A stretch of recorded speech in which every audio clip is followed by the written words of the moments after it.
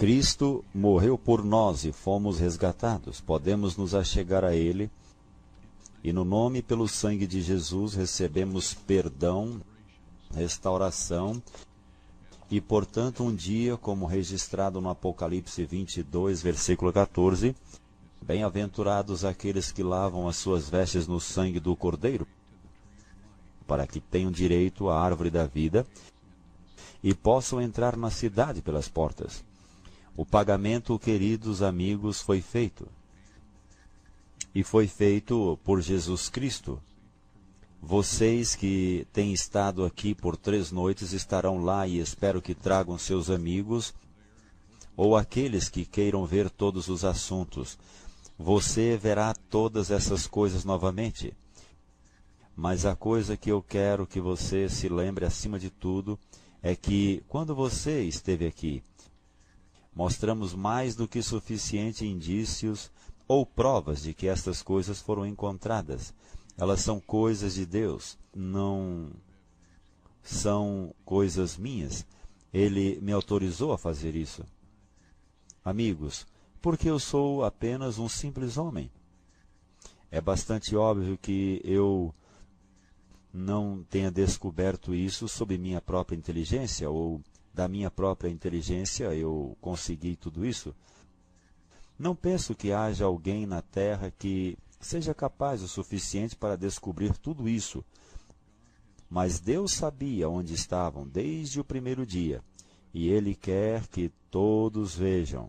E Deus tem escolhido uma hora, quando Ele mostrará ao mundo a sua prova de que seu Filho morreu por nós. E isto está registrado em 1 Timóteo, capítulo 2, versículos 5 e 6. Porque há um só Deus, e um só mediador entre Deus e os homens, Cristo Jesus, homem, o qual se deu a si mesmo em resgate por todos nós para servir de testemunho a seu tempo. Isso vai acontecer. Lembre-se. Lembre-se sempre disso.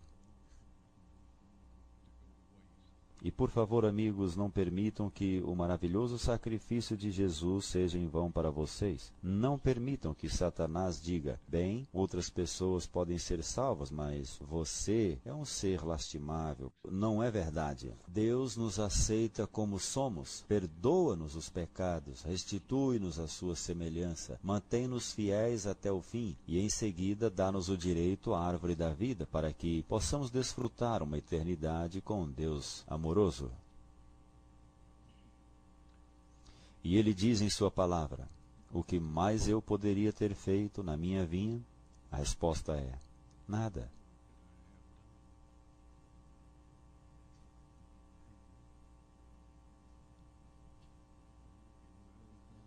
Ele criou o universo, e ele sabe o que não pode ser aceito nele, e será um lar perfeito para todas as suas criaturas.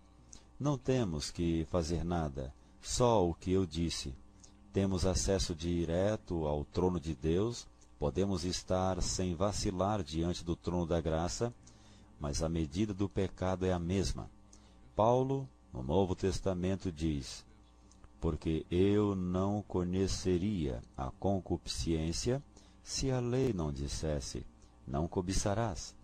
Agora muita gente diz, e muita mesmo diz, que temos apenas um mandamento no Novo Testamento, porque Paulo não falou sobre os outros.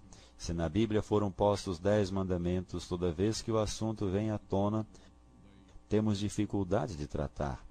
Mas aqueles que estão interessados na verdade e na justiça estão perfeitamente conscientes de que Paulo simplesmente mencionou apenas um deles. Primeira pergunta. É sobre o sábado. Como eu posso saber que o sábado é realmente o sábado desse tempo e época? O mesmo sábado que Jesus observou em seus dias? White responde, essa é uma excelente pergunta. Depois de fazer uma pergunta, se você voltar para o seu assento, vai acelerar um pouco as coisas. Você será capaz de me ouvir. O que nós sabemos é que não tem havido mudanças no calendário que não foram contabilizadas.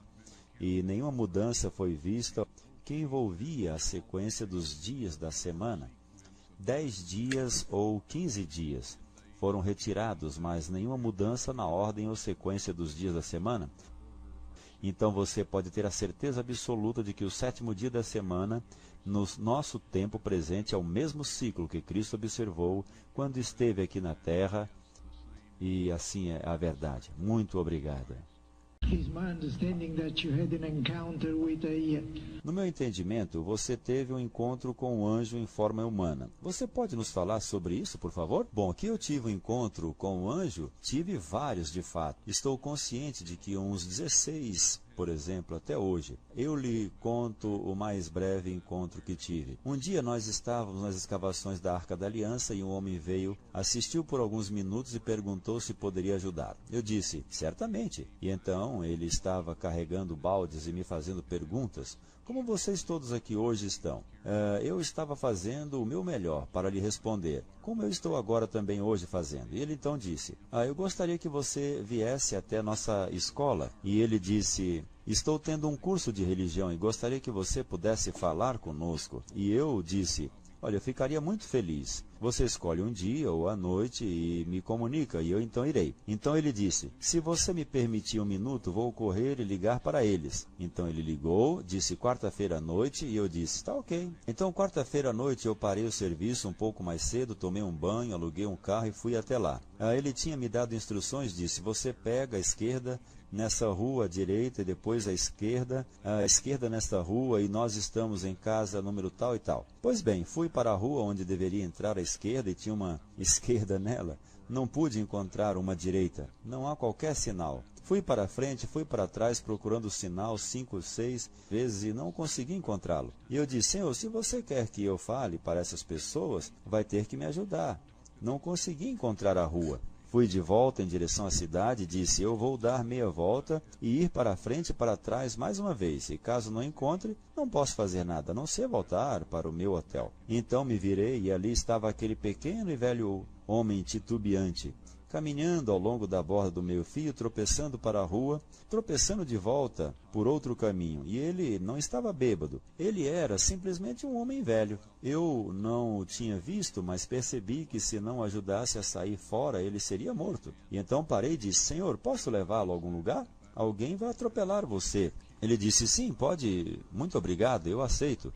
E eu disse, bem, para onde você quer ir? Ele disse, quero ir a uma loja no sopé da colina ali. E eu disse, só me diga onde entrar. E eu tinha então desistido da outra coisa. Eu vou levá-lo até lá. Eu não falei da desistência, eu apenas desisti. E então ele disse, vire aqui. Logo que entramos na rua, era uma rua sem placa sinalizadora e eu sou um pouco lento. Nós descemos o morro e ele disse, este é o lugar. Parei, ele saiu. Havia uma loja lá, mas estava fechada. Tinha ervas daninhas e arbustos crescendo e não tinha sido utilizado durante pelo menos uns 10 anos. Talvez mais. E eu disse, isto é onde você quer ir, senhor? E ele disse, sim, é. Eu disse, tá bem. Então ele saiu pela porta e aquele carro alugado não tinha ar-condicionado, então eu tinha 2 janelas abaixadas. Quando ele fechou a porta, voltou sua cabeça e disse, jovem homem, o que você está procurando está bem ali no topo da colina. Atravesse o portão e é a primeira casa à direita. Eu me virei para trás para dizer muito obrigado, mas já não havia mais ninguém lá. Ele já não estava lá. Tivemos uma reunião muito boa naquela noite. G'day, Ron. Really enjoying your seminars. Thank you. Ok, outra pergunta. Ron, eu realmente gosto de seus seminários. Obrigado. 2 perguntas eu ia fazer, mas ambas foram respondidas. Tenho mais uma. Voltando à primeira noite sobre a Arca de Noé, como é que os dinossauros couberam nela? Agora eu conheci uma teoria, a teoria Gape, que ouvi sobre isso. Eu concordo. Bem, há uma teoria Gap modificada e eu sugiro que pesquise, porque a teoria Gap, conforme explicado, é imprecisa. Os dinossauros, certo? Tenho a sua pergunta e ela é boa. Dinossauros, onde eles estavam na Arca de Noé? Agora, antes do dilúvio, meu amigo Plot, geólogo, explicou que antes do dilúvio, todos os minerais e todos os elementos provavelmente eram uniformemente misturados no solo. Outra pergunta. Aparentemente a rainha de Sabá visitou Salomão, e Salomão construiu uma réplica da arca, e ela agora está na Etiópia. Aquelas tapeçarias são capazes de provar. Isso é verdade? Ok, obrigado. Gostaria de dizer, Senhor, que apreciei todas as suas perguntas. Elas foram boas e eu estou especialmente satisfeito por saber responder um pouco todas elas. Essa agora é muito boa, eu vou respondê-la muito brevemente. A história é que esse filho da rainha de Sabá, Melnique, se você lê, depende do livro que você leu. Há duas histórias, basicamente. Seu pai Salomão fez uma cópia da Arca da Aliança para que pudessem adorar a Deus em Sheba, como eles adoravam em Jerusalém. No entanto, Deus diz que habitaria em Jerusalém. E lembrem-se da oração de Daniel. Ele orou voltado para Jerusalém. E então não tinha qualquer acordo feito para Sheba. No entanto, vamos deixar isso para lá. Salomão viveu no 9º século para o 10º século antes de Cristo. A rainha de Sabá, se eles tivessem tido um filho, ele teria vivido por esta época. Agora, se você for à sua Bíblia, no capítulo 10 do livro de Ezequiel, vai encontrar ali, e não vou dar os versos, simplesmente porque eu não me lembro agora. Mas aí, nesse capítulo, Ezequiel disse, então se levantou a glória do Senhor de sobre o querubim, e um pouco depois diz, a glória do Senhor passou para a entrada da casa. E então, mais adiante, alguns versos diz, e então saiu a glória do Senhor de sobre a entrada da casa e alçou, desde o meio da cidade, e se pôs ao oriente. O Espírito de Deus e a glória, Shekinah, são a mesma coisa, nomes diferentes. A mesma coisa. Agora, a pergunta que quero colocar, e acho que você vai ter a resposta certa é, pode a rainha de Sabá, Salomão, o filho ou alguém pegar a glória do Shekinah, da verdadeira arca, e pôr sobre a cópia e ficar lá por 450 anos, quando Ezequiel a viu sair? Não. Obrigado. Muito obrigado, Senhor. Uma bem breve pergunta. Quando as pessoas se aproximaram do local, é verdade que alguns caíram desmaiados e mortos? Bem, eu desmaiei quando percebi que estava sentado bem na frente da Arca da Aliança e o sangue de Cristo havia derramado sobre ela. Mas, desde então, os israelenses decidiram que querem movê-la a partir deste local. Ali é território ocupado e as Nações Unidas e todo mundo está tentando forçá-los a dar tudo de volta para Yasser Arafat. Se você me perguntar, é mais do que insanidade temporária? De todas as pessoas no planeta que não merecem ter o controle de Jerusalém, eles, em especial, você sabe, não estou preocupado com a Arca da Aliança. Aqueles 4 anjos podem cuidar muito bem de Arafat, quem mais ele puder alinhar, mas eu não quero ver isto dado de volta para essas pessoas. Deus abençoe o coração deles, eu os amo e oro por eles, mas a religião que aprenderam desde a infância não é propícia para uma boa movimentação de coisas preciosas. Eles rasgaram os pergaminhos do Mar Morto em pedaços e cada um tomou um pedaço. Aqui, tio Charlie, este é seu. Aqui, Ahmed, este é seu. E você sabe, são necessários anos para reavê-los juntos. Agora, qual era a sua pergunta? Ok. Estou de volta à linha de pensamento. Enfim, os israelitas selecionaram 6 pessoas, 6 homens, ou podem ter selecionado 8, porque nos tempos bíblicos, geralmente 8 pessoas transportavam a Arca da Aliança. Eu fui adiante, como é meu hábito, perguntei-lhe se não havia nada que pudesse fazer por eles, porque eu tenho alguns aparelhos eletrônicos e posso ajudá-los a encontrar coisas, ajudá-los a descobrir se há alguma coisa em uma caverna antes de abri-la sob um edifício. Então, dessa vez eu perguntei, existe alguma coisa que posso fazer para ajudá-lo? Eles disseram, sim, provavelmente. Eu os encontrarei à noite na entrada do túnel da Arca da Aliança. Tem 113 metros de comprimento. Disseram que perderam 6 homens lá.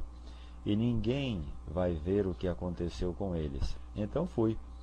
Os 6 homens estavam mortos no chão do túnel. Seus olhos estavam nessa direção, o que significava que tinham hemorragias maciças nos 2 hemisférios dos cérebros. Eu voltei para fora, peguei os cestos de alumínio de salvamento com 30 metros de cordas amarradas neles, colocamos um de cada vez e amarramos à medida que eles puxavam para fora, depois traziam de volta outro. Enfim, eles selaram as coisas na rocha, fizeram um muro de pedras ali desde aquela época, mas não é necessário dizer que muros de pedra não fazem prisão. Como o antigo poeta disse uma vez, ninguém faz barricadas no trono de Deus na terra. Obrigado. Outra pergunta, é o último. Obrigado por tudo que nos disse esta noite. O prazer é meu. Você poderia nos contar como tudo começou, sua caminhada na fé? Bom, eu terei de fazer isso realmente rápido também. Basicamente, eu era desligado de religião, porque não via nada nela. O que via era um monte de falsos, fingidos e hipócritas em ação. E isso não é coisa impressionante a dizer, porque alguns deles eram meus pais. Então decidi que não iria ter nada a ver com esse lixo. Então, mais tarde, fui um veterano na Guerra da Coreia e cheguei a ficar perto de mortos. Eu decidi que era melhor verificar a Bíblia para ver. Você sabe, se existe um Deus, eu precisava descobrir. Então estudei as profecias e em seguida fui a museus, bibliotecas, histórias antigas, livros, tudo para tentar ver se o que havia sido profetizado tinha acontecido. Não encontrei muitas informações, mas o que eu encontrei foi exato. Neste momento, criei que a Bíblia ou era a palavra de Deus, divinamente inspirada, ou tinha sido escrita, e eram como aqueles pergaminhos dos quais falei anteriormente. Então, os pergaminhos do Mar Morto foram descobertos naquela época.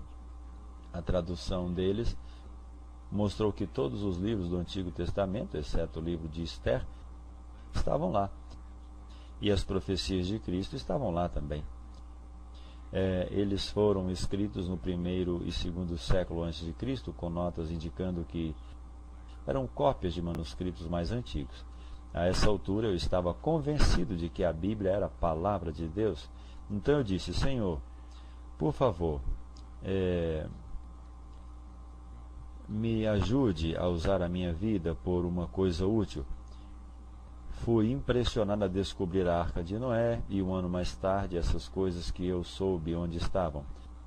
É basicamente isso. Deus decidiu que alguém as visse. Acho que eu era o único voluntário no momento. Obrigado, Deus te abençoe e boa noite.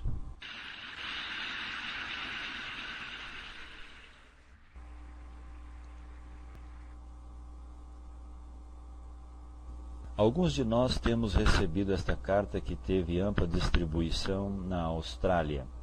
E acho que você já viu. E apenas para recordar alguns, gostariam de ouvir.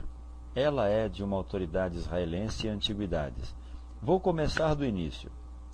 Caro, isso e aquilo, obrigado pela sua carta por fax datada de 16 de novembro de 1998. Perguntando sobre Ron White, nós não podemos confirmar suas descobertas e não temos informações sobre elas. Ron White nunca recebeu uma licença da autoridade em antiguidades para escavar em Israel. Se ele diz que tem escavado em Israel, ele cometeu um ato ilegal, uma vez que cada escavação deve ser licenciada pela autoridade ou pelo nosso departamento israelense de antiguidade. Os legítimos achados de arqueologia são publicados em revistas profissionais ou por universidades e por outras instituições científicas reconhecidas. Atenciosamente, os Latgoas, porta-voz do Departamento de Educação para a Informação. Pois bem, há duas coisas acontecendo aqui. Os israelitas não querem que essa descoberta seja confirmada, até que possa ser feito de uma maneira que não irá provocar um banho de sangue. O que me foi dito pelos homens com que eu trabalhei, e se você tem uma memória fotográfica, vai lembrar seus nomes: Amos Kloner, Joseph Gatt, Dan Bahat, General Dorian. Esses homens me pediram para não mostrar minha licença, porque a assinatura autorizando a permissão são seus nomes. E isso é parte da prova de que tenho evidência física do que me foi pedido não compartilhar. É a opinião deles que o povo israelita, como um todo, sabendo que a Arca da Aliança foi encontrada, eles desejarão construir um templo para a Arca. Acontece que o terceiro local mais sagrado do islamismo, ou da religião muçulmana, é a cúpula do rochedo, que está assentada aproximadamente onde o Templo de Salomão foi erguido. Eles armariam uma grande confusão, dariam um golpe na mesquita e iniciariam a reconstrução do templo. E os muçulmanos teriam, digamos assim, uma violenta visão disso. E não só teríamos agora terroristas, o que poria fanáticos radicais e de tudo mais. Não só teríamos eles pedindo o sangue do povo israelita, mas teríamos cada país muçulmano do planeta apelando por isso. Porque a liderança, muito embora possa não estar em simpatia, sabe que pode ser derrubada, como o Shah do Irã foi derrubado se não atender a alguns dos fanáticos religiosos do seu tempo. Agora Satanás se aproveita de situações como esta. Se toda esta escavação foi feita em um local bastante público, se fiz sem uma licença, eu garanto que teria ficado na prisão. Mostramos o vídeo da escavação e mostraremos novamente hoje à noite. Tivemos, eu acho, cerca de 14 pessoas trabalhando lá naquela ocasião. E assim, diante disso, não é verdade. No entanto, esta é a forma como os israelenses cuidam das coisas. Se alguém pergunta se conhecem Ron White, eles dizem que não conhecem Ron White. Cristiana, você trouxe aquele livro com a minha cara feia na frente? Você tem? Poderia abri-lo para mim?